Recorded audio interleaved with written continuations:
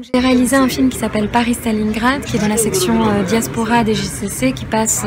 demain à 18 h au 4e art, et après je crois il y a 2 autres projections, jeudi et vendredi, à la Cité de la Culture et au cinéma Amilcar.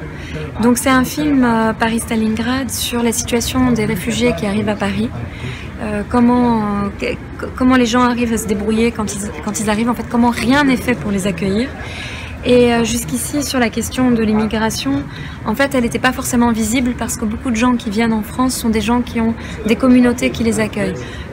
d'origine malienne, algérienne, tunisienne, marocaine. Ils ont déjà des gens qui sont dans la ville et qui vont les accueillir, donc qui vont dans la famille, même si la famille est lointaine, les cousins, les amis d'amis, et ils ne sont pas dans la rue. Et il y a un phénomène nouveau qui s'est passé entre 2015 et 2017, c'est des campements de rue. Parce qu'il y a énormément de gens qui cherchaient à aller rejoindre leur famille, par exemple en Angleterre, et qui se sont retrouvés à pas pouvoir passer parce que les frontières sont de plus en plus fermées. Il y a eu le démantèlement aussi de la jungle de Calais en 2016. Et donc, de manière très visible, on a commencé à avoir des tentes, des gens dans la rue, vivre dans des conditions complètement indignes dans le centre de Paris. Et mon film en fait raconte un moment très particulier qui a duré juste quelques mois où cette situation était extrêmement visible, et quand c'est devenu scandaleux, en fait l'État a tout fait pour invisibiliser ces personnes et pour les faire disparaître de notre champ de vision de Parisiens, en tout cas au centre-ville. Et le film montre toutes les solidarités et les liens qui se sont tissés entre les gens qui arrivent du Soudan, d'Érythrée, de Somalie, d'Afghanistan, du Bangladesh et les Parisiens. Et comment il y a des solidarités qui sont nées très spontanément, des collectifs. Et c'est un film qui est aussi raconté du point de vue de Souleymane, qui est un réfugié du Darfour, et qui a à peine 18 ans quand il arrive, et qui est poète, et qui écrit une poésie qui parle de l'exil, qui parle de son voyage, qui parle de son rapport aux choses d'une manière vraiment très très belle. Et finalement, c'est son regard sur Paris, sa vision de Paris. Et c'est un peu comme ça une inversion des regards. Plutôt que de faire un film de plus sur les réfugiés, c'est plutôt un film où les réfugiés nous regardent, où les réfugiés regardent la France et disent ce qu'ils pensent en fait, et ce qu'ils voient et comment ils vivent les choses. Donc c'est un film qui est filmé à leur côté, qui cherche pas du tout à être exhaustif ou à montrer la situation dans sa globalité, mais où la caméra est avec eux et filme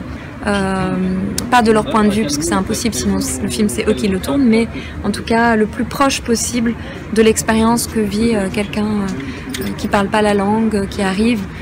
avec son imaginaire, sa culture, et qui croit qu'il arrive dans le pays des droits de l'homme et qui vit le choc de la violence policière gratuite contre des populations qui sont extrêmement vulnérables, qui ont absolument aucune raison d'être malmenées par la police. Et en fait on est face à une question humanitaire qui est traitée de manière policière par l'État français. Alors malheureusement, en fait moi quand j'ai commencé à faire des films, je pensais vraiment que les films pouvaient avoir un impact sur la réalité. Puis j'ai découvert au fur et à mesure que c'est extrêmement difficile. D'abord c'est des films qui ont beaucoup de mal à être distribués, qui sont très peu vus, donc c'est pas, on n'est pas dans une diffusion grand public, mais je souhaiterais en fait que ça soit une diffusion grand public, parce qu'en fait je fais vraiment les films pour faire changer les mentalités, pour faire changer le regard et l'imaginaire du spectateur, et je fais les films parce que j'ai été vraiment traumatisée moi en tant que en ayant un père tunisien, une mère maroco-algérienne, en ayant grandi entre la France et mes pays d'origine. J'ai toujours été extrêmement choquée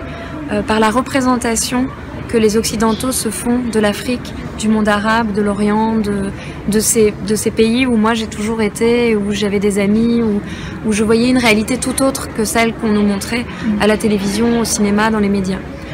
Donc ça a été d'abord le cinéma que j'ai fait, c'était une réaction à un manque. C'est-à-dire il y avait quelque chose qui était invisible et que moi je trouvais très beau et que j'avais envie de partager. Sur le film Paris-Stalingrad, juste les projections que j'ai faites à Paris et où les gens qui sont dans le film sont venus, et les gens qui étaient sur les campements, les amis d'amis et tout ça qui sont venus voir le film, ont adoré le film, ils sont venus me voir, et je pense que c'est le meilleur compliment qu'on puisse me faire pour me dire c'est exactement ce qu'on a vécu, le film est extrêmement fidèle à la réalité. Même s'il est en dessous de la violence, c'est-à-dire qu'en fait le film n'arrive pas à montrer la violence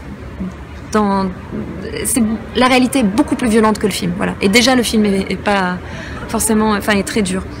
Mais en tout cas ils m'ont dit voilà, on peut avec ce film partager avec des gens qui comprennent pas ce qu'on a traversé, quelque chose qu'on a traversé. Donc il est extrêmement utile, on a envie de le montrer à tous les gens qu'on connaît, à tous les Français qu'on connaît, et ça nous a fait du bien d'être représentés tel qu'on est réellement et pas comme on nous représente habituellement. Donc voilà, il a été extrêmement bien accueilli par les premières personnes concernées.